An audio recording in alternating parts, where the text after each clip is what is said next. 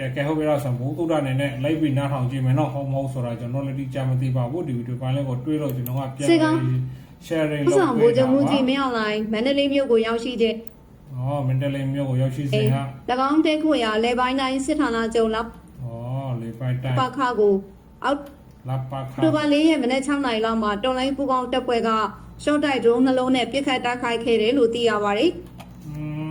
ရှော့တိုက်ဒရုန်းနှလုံးနဲ့ပစ်ခတ်ခဲ့တာပေါ့နော်ကဲဟုတ်ပြီပါဖြစ်သွားလဲဆိုတော့လည်းကိုနားထောင်ကြည့်ပါဦးဟုတ်မဟုတ်ဆိုတာကိုဟာကိုအရောက်ဒီတိုင်းလောက်မသိဘူးနော်တဲ့ဌာနကနော်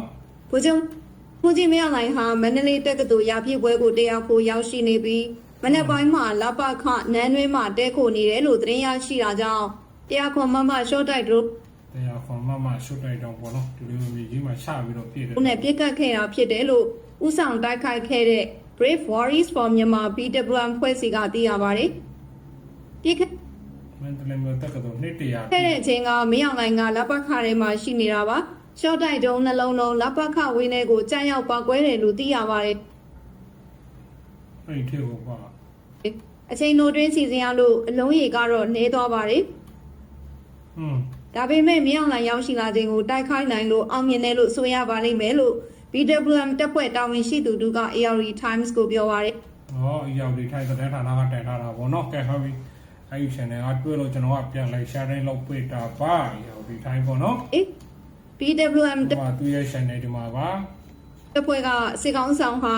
မန္တလေးတက္ကသိုလ်နှစ်တရာပြည့်ပွဲကိုတက်ရောက်မှာဖြစ်လို့တက္ကသိုလ်ဝင်းတွင်းကိုပြမှန်တီးကြဆိုပြစ်ခတ်နိုင်တဲ့အခွင့်အရေးရှိပေမဲ့ပြည်သူများပြလဲရှိနေတဲ့အတွက်အရက်သားပြည်သူတွေကိုငဲ့ကွက်လို့ပြစ်ခတ်တာတွေမပြုလုပ်ခဲ့ဘူးလို့ခုနကပဲပြစ်တယ်လို့ပြောပြီးတော့ခုနအဝိုင်းထိတ်ကြရလို့ပြောတယ်မဟုတ်ဘူးလားပြောဆိုခဲ့ပါတယ်တိုက်ခိုက်မှုဖြစ်ပွားပြီးနောက်စစ်ကော်မရှင်ဘက်က MI-35 ရဟတ်ယာဉ်နဲ့ Y12 လီတွေတုံးပြီးလပခဝင်းကျင်နဲ့မန္တလေးမြို့ရင်းမှာကင်းနောက်ပြန်တမ်းမှုတွေနဲ့ရှာဖွေမှုတွေပြုလုပ်ခဲ့ပါတယ်ကဲဟုတ်ပြီဘိုးတို့လည်းပြီးနောက်ထောင်ကြတာပေါ့နော်ဟုတ်မဟုတ်ဆိုတော့ကျွန်တော်ဒီကြမ်းမသိပါဘူးARD Times က